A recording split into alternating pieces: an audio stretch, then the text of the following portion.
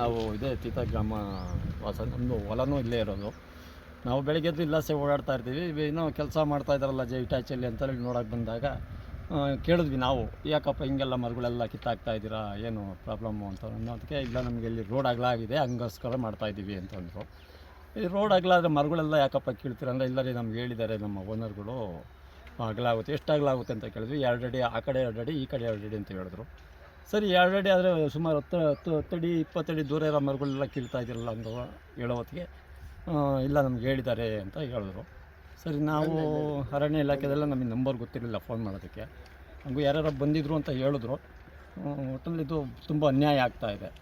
ಅಂದಾಜು ಎಷ್ಟು ಮರಗಳು ಇದಾಗಿರ್ಬೋದು? ಸುಮಾರು 100 ಮರಗಳು ಕಿತ್ತಾಕಿದ್ದಾರೆ. ಎಷ್ಟು ದಿನದಿಂದ ಕೆಲಸ ಮಾಡ್ತಾರೆ? 2 ದಿವಸದಿಂದ ಮಾಡ್ತಾ ಇದ್ದಾರೆ. ಎಲ್ಲಿಂದ ಎಲ್ಲಿಗೆ ಕಿತ್ತಾಕಿದ್ದಾರೆ ಸರ್? ಗೊರವನಹಳ್ಳಿಯಿಂದ ಮಾಧವರ ಕ್ರಾಸ್ ಅಲ್ಲಿವರೆಗೂ ನಾಗೇನಹಳ್ಳಿ ತನಕ ಆಗಿದೆಯಂತೆ. ಈ ಕಡೆ ಏನೋ ಮಾವತೂರು ಅಂತ ಅಂದಂಗಾಯ್ತು. ನೋಡ್ಬೇಕು ಅದು ಎಲ್ಲಿ ಜನ ಮಾಡ್ತಾರೆ. ರೈತರು ಕಿತ್ತಾಕಿದ್ರೆ ಸುಮ್ಮನೆ ಇರ್ತಾರ? ರೈತರು ಕಿತ್ತಾಕಿ ಸುಮ್ಮನೆ ಇರ್ತಾರೆ ಅನ್ಸಮಿ, ಒಂದು ಕೊನೆ ಕಡಿಯಾಗಿ ಬಿಡಲ್ಲ.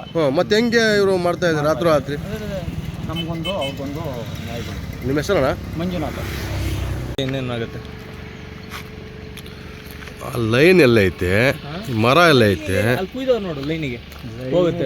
ಕಟ್ ಮಾಡಲಿ, ತೊಂದರೆ ಆದ್ರೆ ಕಟ್ ಮಾಡಿ. ಅದನ್ನು ತಡೆಯೋದಿಲ್ಲ ಸರ್, ತಡೆಯಲ್ಲ. ಇನ್ನೇನಾಗುತ್ತೆ?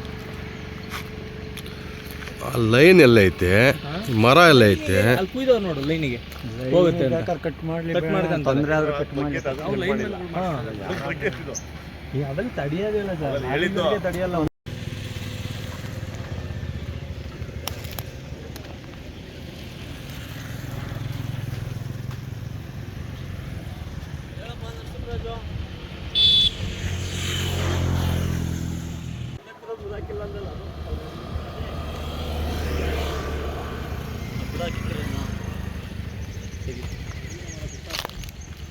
ಗೆದ್ಲಿರೋ ಮರ ಬಿಟ್ಟಿದ್ದಾರೆ, ಇದನ್ನ ಉಳ್ಳಾಕವ್ರೆ.